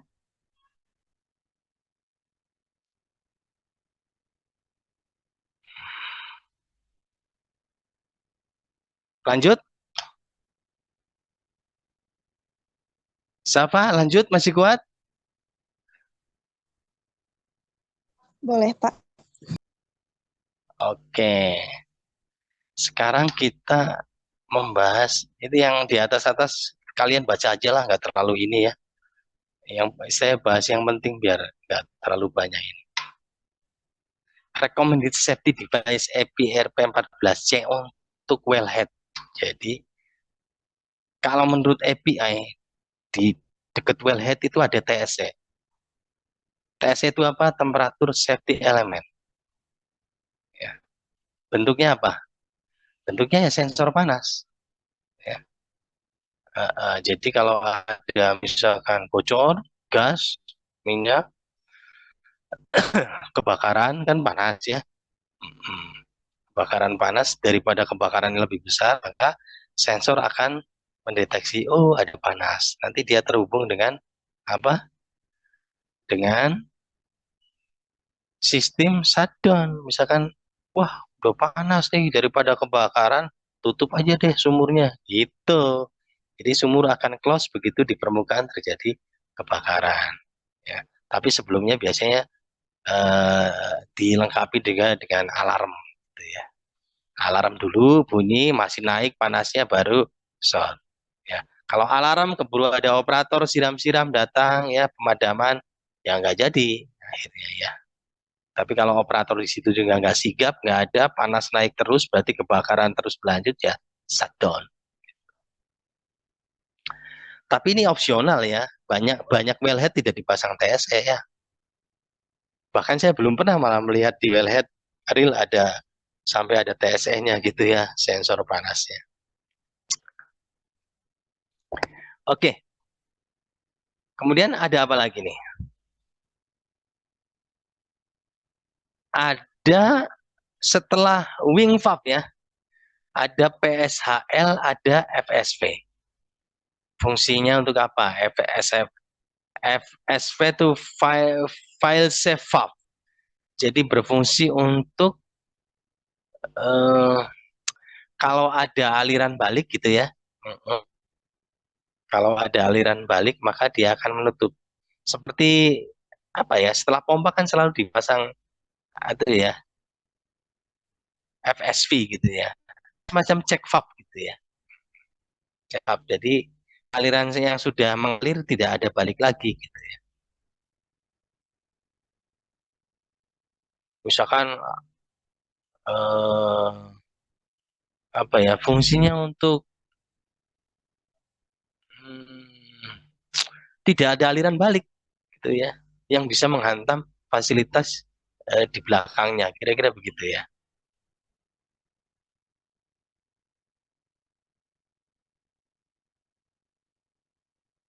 Jadi ini check valve.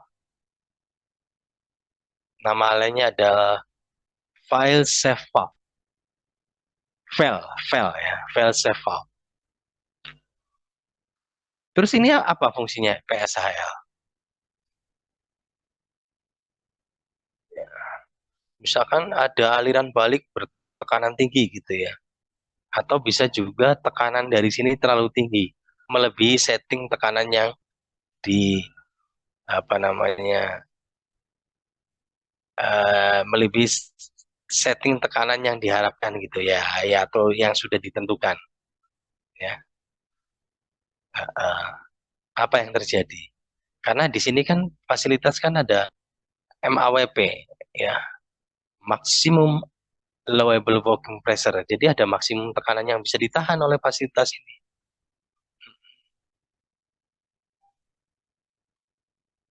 Atau shoot in tubing pressure, maksimal apa namanya, ada tekanan yang maksimum bisa ditahan oleh tubing ini. Kalau nggak disatin dia, dimatikan gitu ya.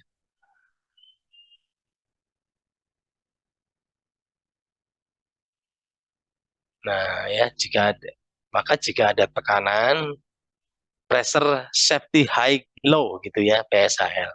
Jika ada tekanan berlebih, melebihi MAWP-nya, maka lebih baik tadi ya SSCV bekerja ya, tutup set. Karena tekanan di sini sudah tinggi ini, bisa hancur permukaan. Daripada begitu ya udah melebihi maksimum allowable working pressure-nya atau maksimum atau melebihi SITP-nya, itu pokoknya tekanannya melebihi kemampuan alatnya, maka si safety valve yang tadi ya di bawah master valve, yang di bawah Christmas tree akan menutup duluan ya, sebelum SSV dan PSV bekerja. Kalau PSV kan di atas, SSV kan di atas ya. Gitu ya. Jadi, ternyata ada proteksi suhu, proteksi tekanan berlebih, proteksi flow kalau ada flow, back flow ya, flow balik. Jadi Christmas tree ini dilindungi kelihatannya ya, dengan apa namanya, set point tekanan yang kalau dia sudah mulai melebihi maka akan terjadi shutdown ya. Apanya yang shutdown? Menutup SSCP-nya ya. SSCP itu yang ini, yang di sini tadi. Yang di leher tadi ya. Mana yang nah ini SSCP ini yang di leher, nutup ya. Kalau ada tekanan berlebih di atas, daripada terus menekan tekanannya akumulatif berlebihan, nanti hancur fasilitas di atas. Ya, mending nutup.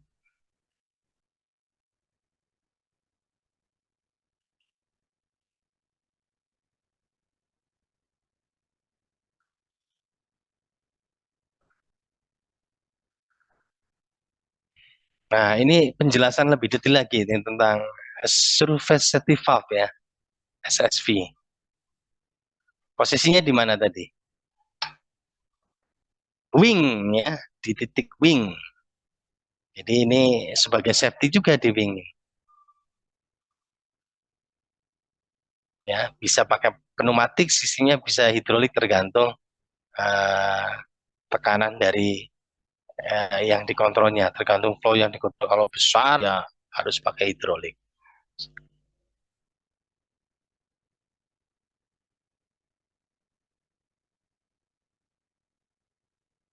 Jadi ini masih sama lah ya, pembahasannya berulang.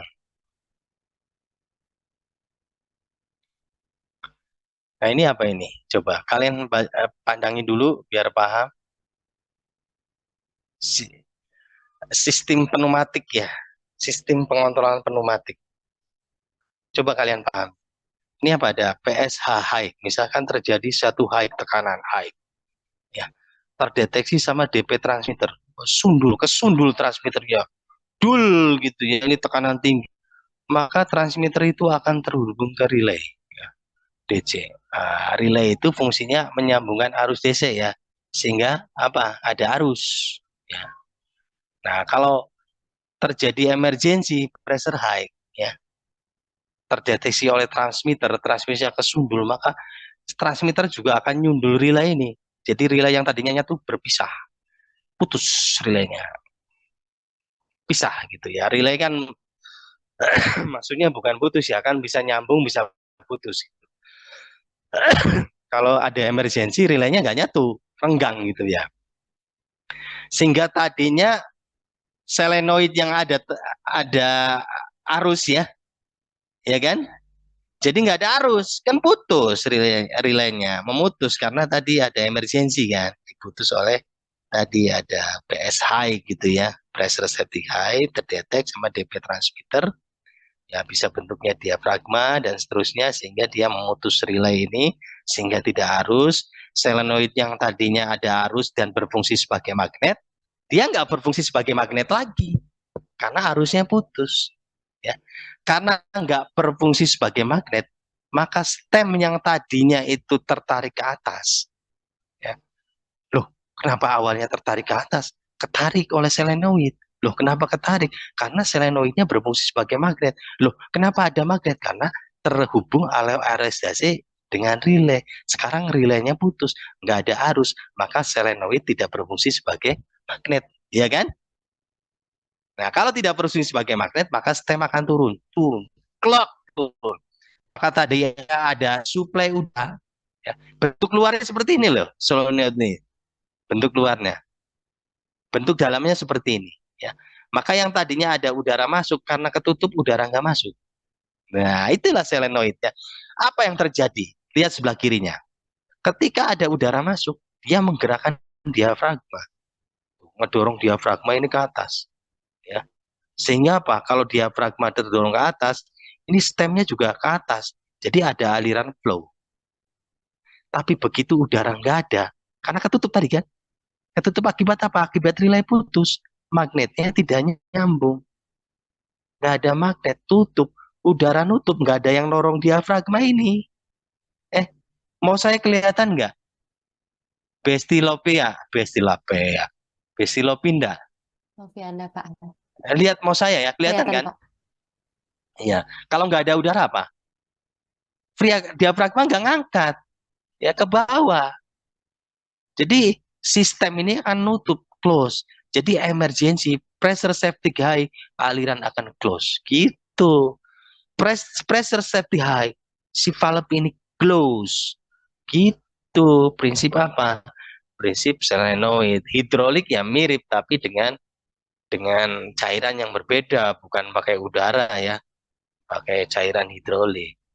Tapi prinsipnya ya mirip ya. Emergency shutdown gitu. Paham nggak ini? Paham apa mumet? Halo?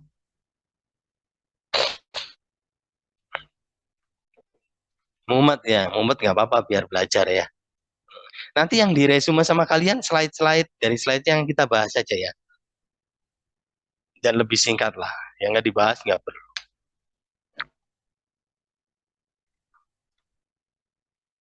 Waduh.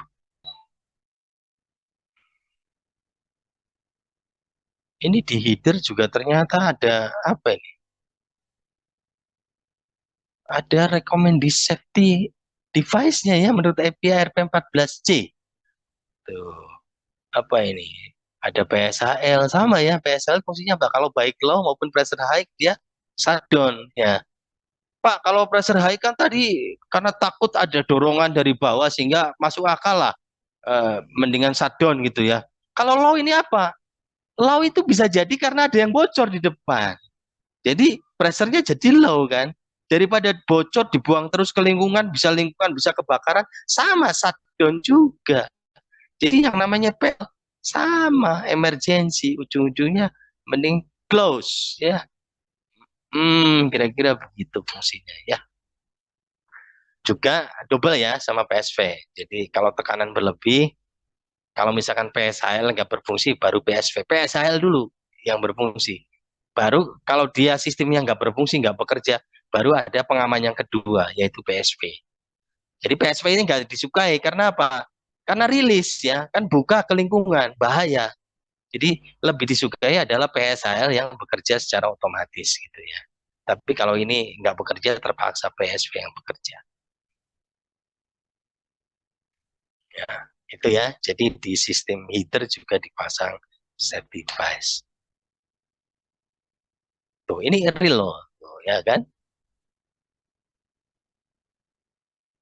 Nah, heater kan tuh gabungan-gabungan gitu ya. Inlet dari sumur 1, dari sumur 2 gitu ya. Bahkan ini ada test heaternya ya. Tapi jarang sih saya lihat di lapangan. Yang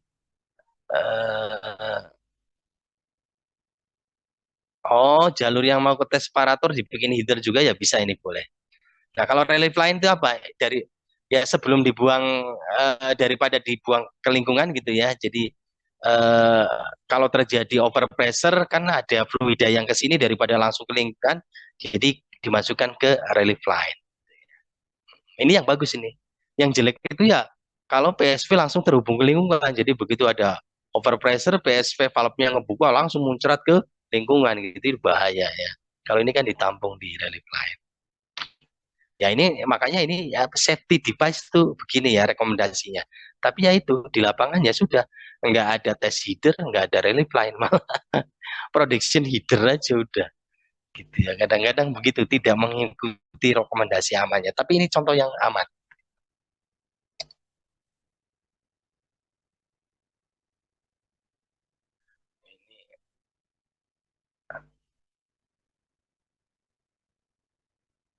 Oke, ada pertanyaan sampai situ? Karena sudah cukup malam, nanti kita lanjut minggu depannya mengenai kualitas air terproduksi ini. Nanti ini tentang fluidanya kita bahas minggu depan ya.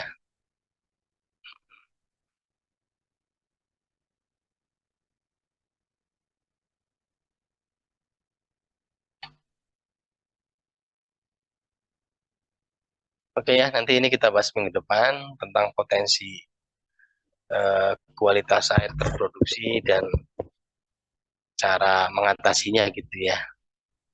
Oke, kalau nggak ada pertanyaan, sudah 9:30 ternyata. Kita tutup ya. Assalamualaikum warahmatullahi wabarakatuh. Waalaikumsalam warahmatullahi wabarakatuh. Terima kasih, Pak. Terima kasih, Pak.